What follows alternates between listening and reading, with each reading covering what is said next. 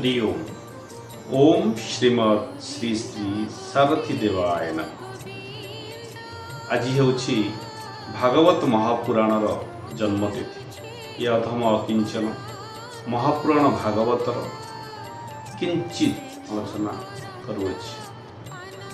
आज भली पवित्र दिन में 18,000 श्लोक को नहीं व्यासदेव संस्कृत रे भागवत रचना करे और ताहाकू अति बड़ी जगन्नाथ दास तांको मां को कथारे प्रेरित होई ओडिया रे अनुवाद करी रचना करिथिले। भागवत महापुराण आम को जन्म मृत्यु उद्धार करिथांती। यार तत्व केवल साधु सन्त जो मानकर विकार नहीं, जो मानकर शुद्ध मन से माने ही यार तत्व बुझी था। भागवत त्रितापरु रक्षा करिथांती।